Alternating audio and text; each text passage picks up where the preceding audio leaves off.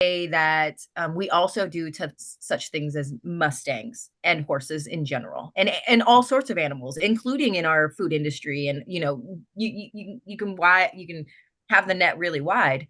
But I do think that a part of the way that we do that, the way white society and manifest destiny, and the idea that you can kill the Indian and save the man, which retain the potential money making scheme that is each human being in this capitalistic world, also applies to how we dehumanize or dehorsize our horses, right? We make them into just purely how they can produce for us, do for us, make money for us.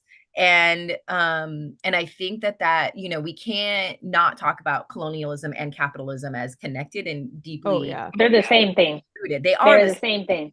and we agree to that social contract on a daily basis. And to me, Not plus, your girl. well, okay, generally, Yeah. the majority of people in this world do. And, Yeah. and we think that we need to make money in order, and it's like there are other ways of existing, and there are other ways of existing with our horses. And Yeah, let's talk about that for a second, yeah. because a consistent theme that comes up for me with my clients, and Rue, you can speak to this directly firsthand, that I have to reteach people. And it's the further I think you are into white society, the harder it is, I've noticed. Is Unlearning is as sacred as learning. It's Yeah, it's so harder than learning, I would say. Like yeah, so learning from scratch.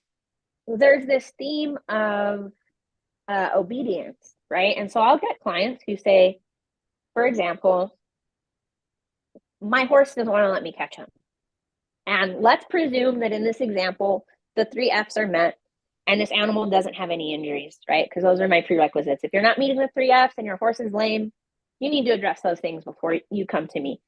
I'm not going to work with a lame horse, and I'm not going to work with a horse who's living in suboptimal conditions for their species. Those all things are met, but your horse still doesn't want you to catch them, or stand still for you to pick their feet, or stand still to be mounted, or stand still to be saddled, all these things. Well, okay. What's your response to that? Well, I keep trying. Your horse has already said no. Nicely. They're saying no nicely. You're going to keep asking until they start saying no, not so nicely. Your horse is saying no. So what you need to do from a behavioral standpoint is take a step back or several steps back to the point where your horse is still saying yes, right? It's all about consent. Whether you acknowledge it or not, whether you respect it or not, you are still working within the confines of consent. And boy, do people fucking struggle with that. I find that people who have had their own consent transgressed on, it clicks immediately. It clicks immediately. And it is not lost on me that I have yet, in all of my years, have a single male client. Actually, yeah. Yeah, Not I had one. not even thought about that. Yeah. Yeah. Actually, I take that back. So I guess if you consider the person I just bought this horse from and my partner, maybe they count. But one-on-one paying clients, not one man. Yeah.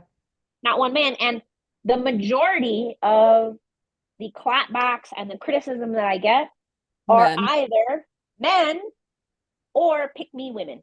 White, and they're of white women. Yeah. Always. Yeah. And it always comes back down to consent. Like that post you shared to your story, Shelby, if that were my horse, they'd have bloody slides. Disgusting. Ooh, that'll work until it doesn't, my friend. And that's what I tell these people. That'll work until it doesn't. One day, let me just fucking be honest with you. There's always a bigger bear. You think you're the biggest bear in the forest? You're gonna get your shit You're rocked. not. You're not. One day you're gonna meet a bigger bear, and on that day, I hope you live. It takes one kick to the fucking head to end everything. Oh yeah. I have 2 friends in this industry who are no longer with us from letting a kick fly. when they least expected it. On in one case, it was a mule who I had warned this person and warned this person and warned this person. You are pressuring this animal too much. And you have also made them feel uncomfortable communicating to you when they're beyond their threshold. This is a dangerous animal.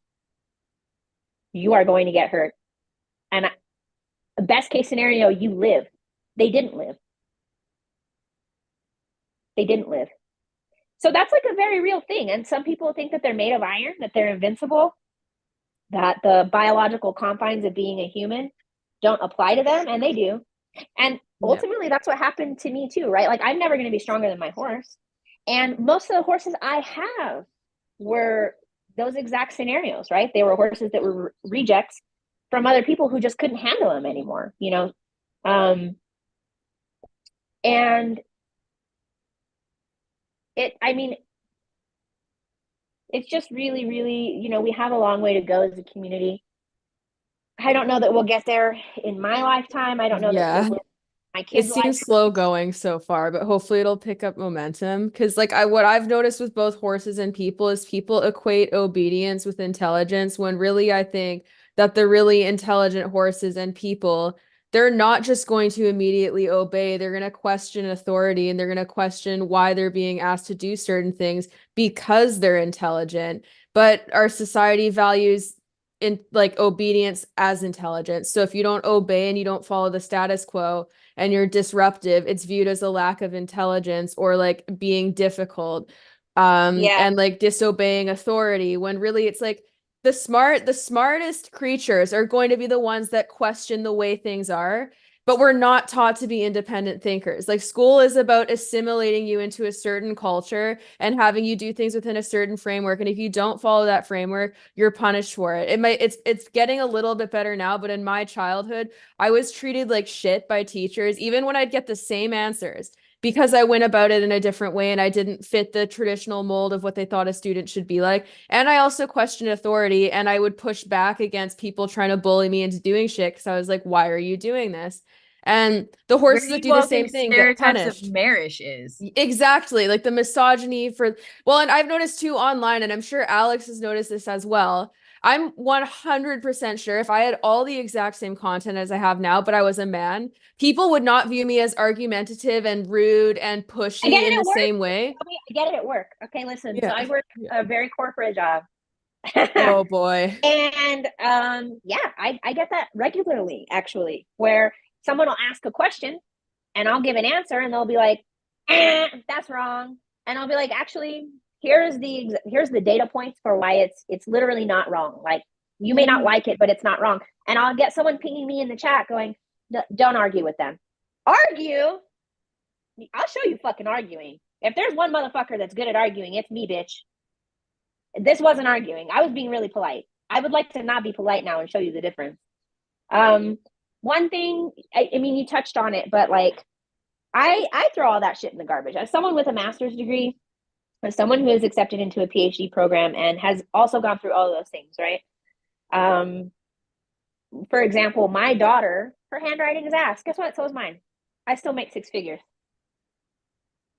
Turns out my handwriting doesn't matter.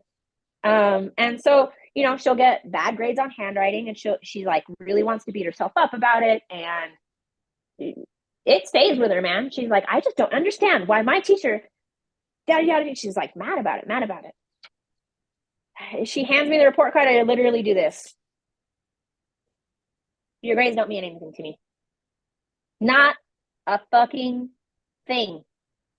Nothing. Your grades don't mean anything to me. Some of the smartest people in the world and most successful by most units of measure never graduated high school and didn't go to college.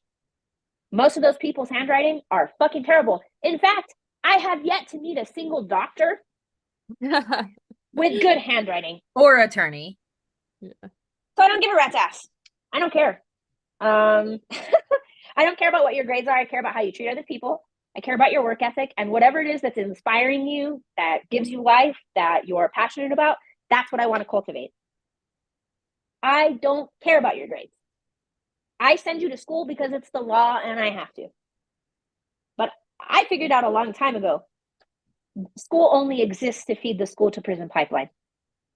And also to teach people how to be part of capitalism because they send you to school for longer than you need to be there for to get you used to being somewhere for lengthy periods of time. They send you home with homework and they basically break your spirit into accepting the fact that an 8-hour workday 5 times a week is a normal thing. It's prepping And you for also, the that's system.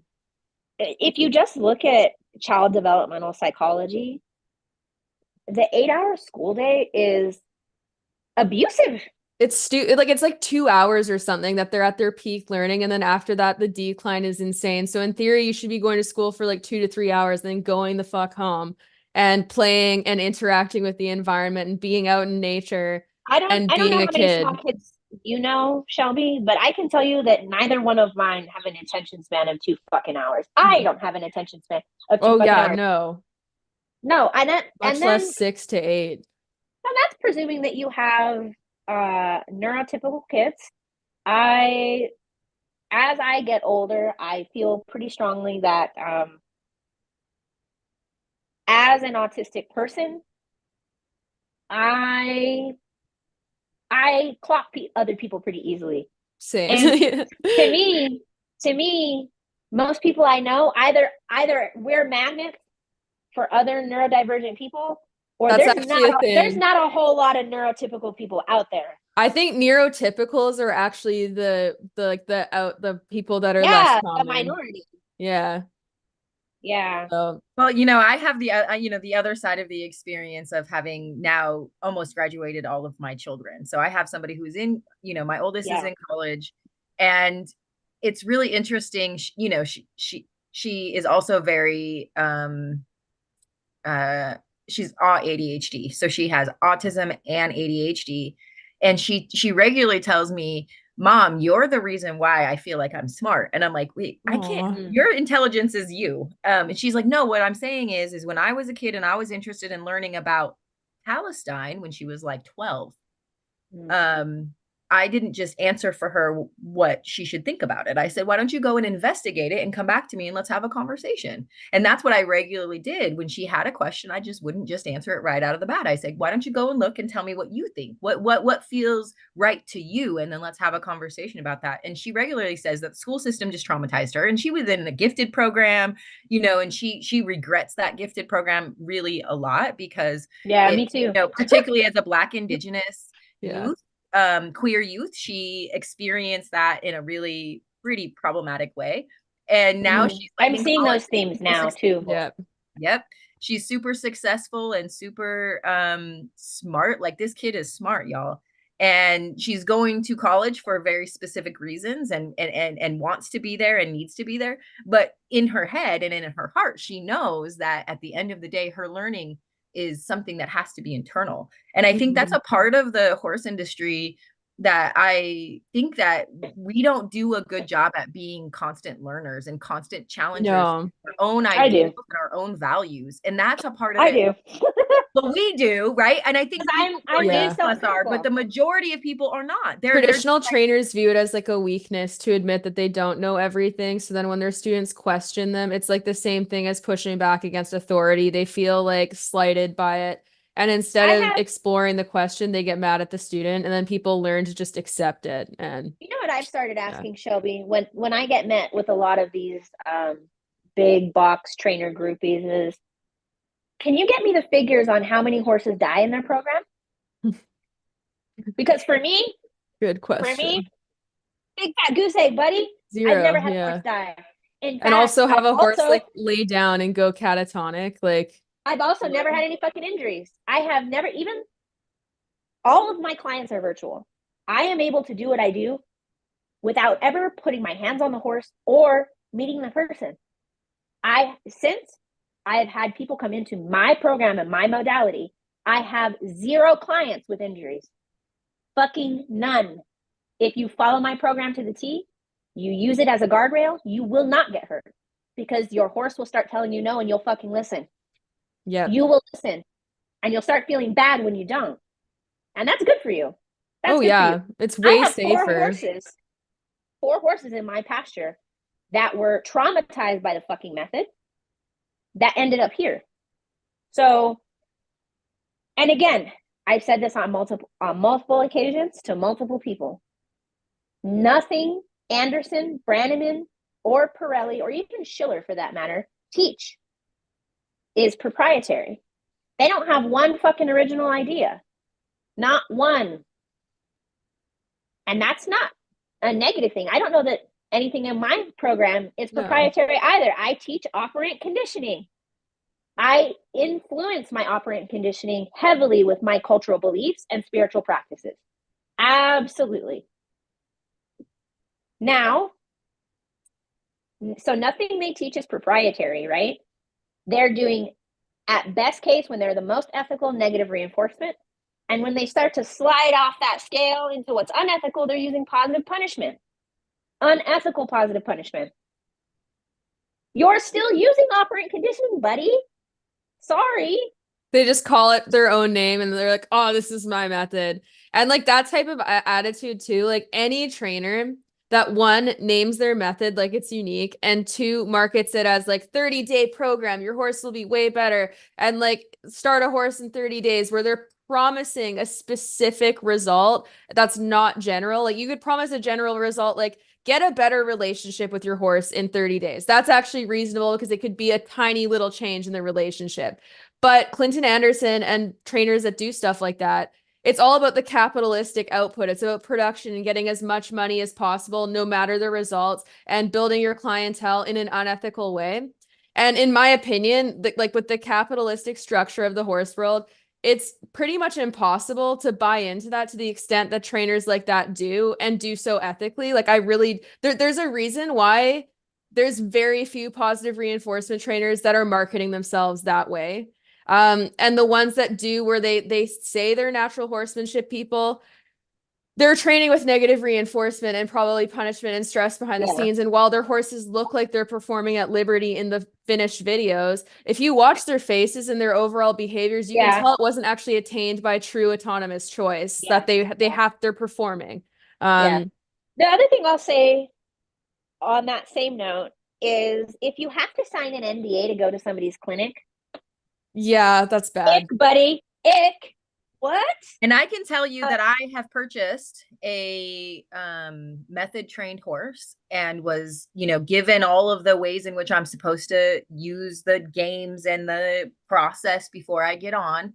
And she did not have the same relationship with me that she had her previous owners, and she attacked me. Oh, Yeah, I'm And currently fixing that horse.